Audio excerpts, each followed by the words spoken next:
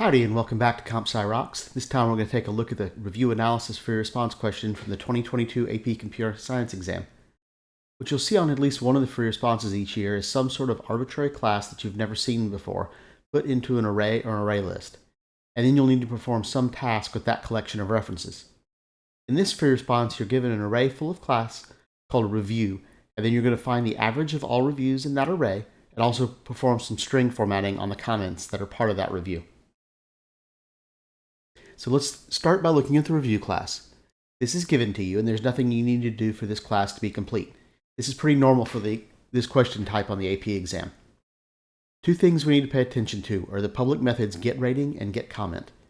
These give us access to the ratings and comment instance variables, which we'll need later as we write our code. And this is where we'll be writing our code.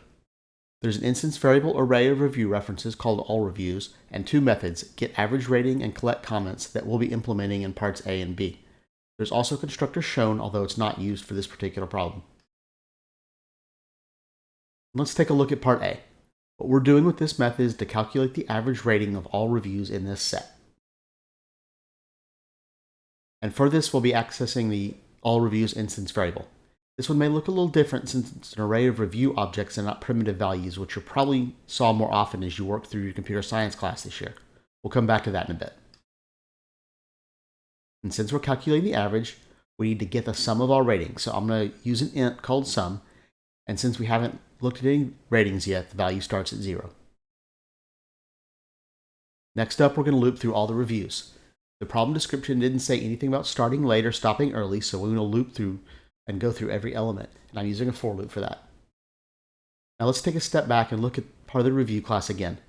Notice that it's got a public accessor method that gives us access to the rating instance variable. This review isn't a number, but it is composed of a number among other things.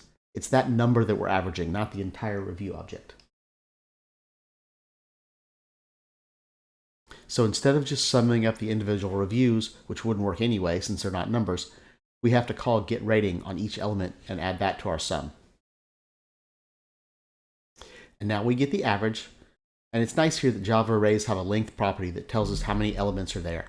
Otherwise, we'd have to count while we're looping. Important thing to notice here, though, is that we're casting sum to a double before dividing. If that wasn't done, Java would do integer division, which truncates any decimal, and then the possibly truncated value would be returned as a double with a 0.0 on the end. Sure, sometimes that might be the right value, but no guarantee. But we can make this a little easier by defining sum as a double to start, and then we don't have to worry about casting because it's already done. We can also shorten the code up a bit by using a for each loop. Since we're looking at all the reviews in all reviews and don't really care about where we are in the array at any one point, a for each loop works here with less code.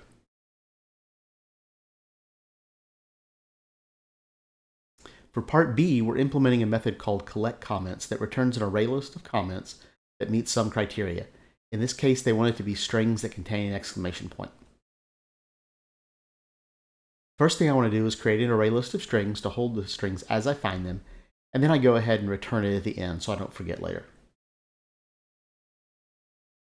And then we need to loop through all reviews so that we can take a look at each element. This time a for each loop will not work, and we'll talk about why in just a bit. So a for loop it is, although a while loop would work here.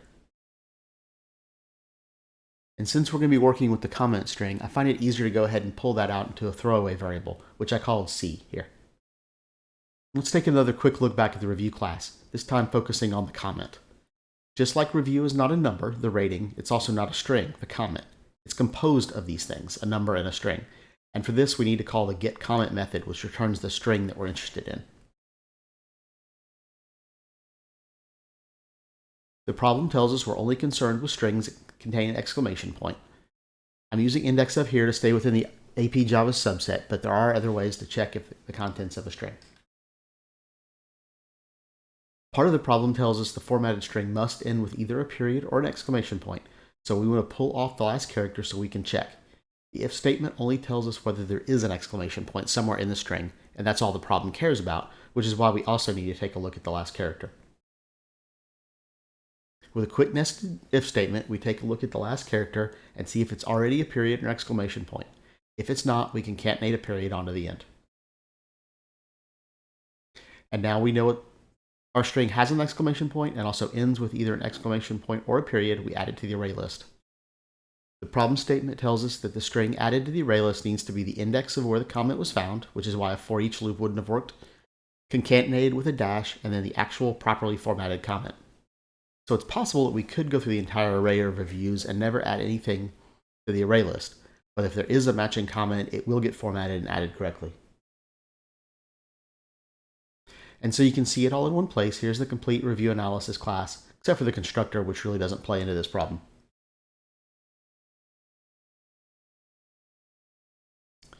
With that, we're at the end of another video. Thanks for stopping by and working through this with me, and we'll see you next time.